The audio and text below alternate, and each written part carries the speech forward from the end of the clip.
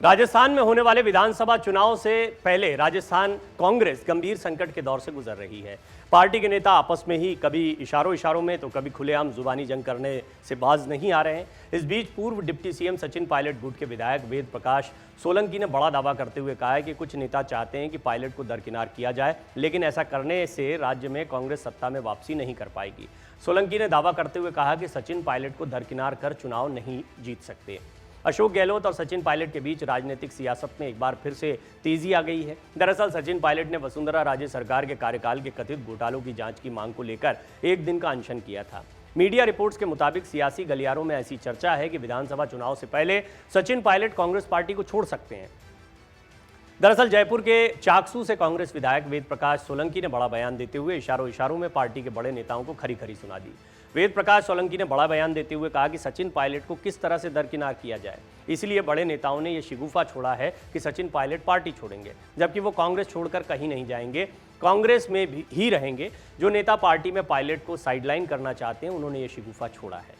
विधायक वेद प्रकाश सोलंकी ने कहा, पायलट कांग्रेस छोड़कर कहीं नहीं जा रहे हैं क्योंकि कांग्रेस के प्रति उनकी निष्ठा है। ये बात वो पहले भी कह चुके हैं, लेकिन कुछ बड़े नेता चाहते हैं कि सचिन पायलट को दरकिनार किया जाए, इसलिए इस तरह का माहौल बनाया जा रहा है। उनके बारे में ये बातें कही जा रही कि वो कांग्रेस छोड़ रहे हैं, जबकि वो कांग्रेस नहीं छोड़ रहे हैं। सोलंकी ने यह भी कहा कि राजस्थान में सबके सामूहिक प्रयास से ही सत्ता में वापसी संभव है।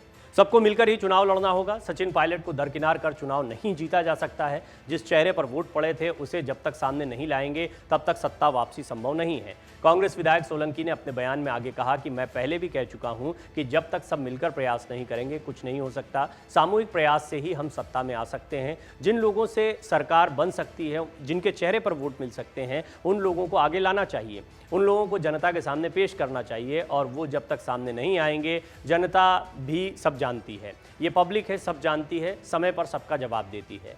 2020 में भी सोलंकी ने पायलट का ही साथ दिया था। पायलट के वफादार माने जाते हैं वेद प्रकाश सोलंकी पायलट के वफादार हैं और 2020 के राजनीतिक संकट में गहलोत के खिलाफ विद्रोह करने वाले विधायकों में से एक थे। पिछले कुछ दिनों से सचिन पायलट एक बार फिर बगावती तेवर दिखाने लगे हैं और उन्होंने अशोक गहलोत के नेतृत्व वाली अपनी ही पार्टी की राज्य सरकार पर लगातार निशाना साधा। ऐसे में सियासी गलियारों में राजस्थान में कांग्रेस के भविष्य को लेकर लगातार चर्चा हो रही है। कहा यह भी जा रहा है कि कांग्रेस आलाकमान विधानसभा चुनाव को देखते हुए सम्मानजनक हल निकालना चाह रहे हैं। गहलोत और पायलट किसी को भी नाराज करने का जोखिम नहीं उठाना चाहता है आलाकमान।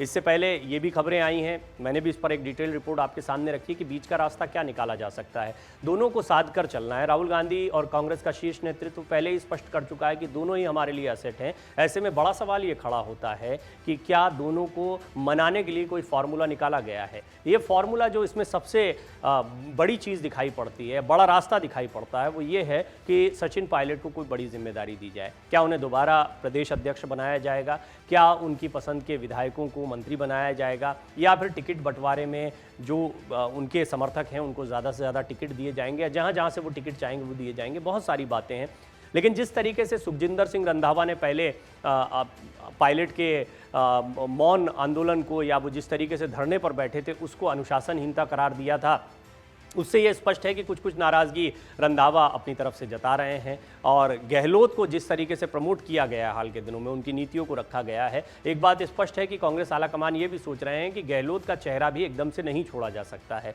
और चुनाव के ऐन पहले एक नया चेहरा इंट्रोड्यूस करना। नया चेहरा नहीं है हालांकि सचिन पायलट, पिछली बार भी जब चुनाव हुआ था तो वो अध्यक्ष थे और उनके चेहरे पर वोट पड़ा, ऐसा वेद प्रकाश सोलंकी का भी कहना है। और ये बात मानी भी जाती है क्योंकि युवा चेहरा है, लोकप्रिय चेहरा है, तो उनका चेहरा बहुत मजबूत है। दोनों ही चेहरे कांग्रेस चाहती है कि रखे जाएं, तो अशोक गहलोत के प्रभाव वाले क्षेत्रों में कांग्रेस को फायदा हो और सचिन पायलट की लोकप्रियता और उनके प्रभाव के क्षेत्रों का भी फायदा हो। लेकिन बीच का फॉर्मूला क्या निकले, संतुलन क्या निकले, वो बहुत महत्व की बात है। इस सब के बीच में ये बड़ी बात है जो सोलंकी कह रहे हैं कि पायलट कहीं नहीं जा रहे हैं, वो कांग्रेस में, ये पायलट भी कह चुके हैं। पायलट का कहना है कि उन्होंने अपनी सरकार के खिलाफ प्रदर्शन नहीं किया, उन्होंने कोई अनुशासनहीनता नहीं की है। उन्होंने वसुंधरा राजे सिंधिया के कार्यकाल में हुए कथित भ्रष्टाचार के खिलाफ जांच क्यों नहीं की गई का मुद्दा उठाया है और इसकी जांच की जानी चाहिए। इसको लेकर वो पहले भी चिट्ठियां, लेकिन कटघरे में खड़े हो गए गहलोत। रंधावा ने इसको अनुशासनहीनता तक कह दिया। कुल मिलाकर राजस्थान का संकट अभी बरकरार है और इस सब के बीच में ये एक बड़ी बात सामने आई है कि पायलट कहीं नहीं जा रहे हैं। अब देखना होगा कि शीर्ष नेतृत्व किस तरीके से दोनों को साधता है। मन से उजाला कर चले, मन से उजाला कर चले, एक अमर उजाला कर चले, उजाला कर चले।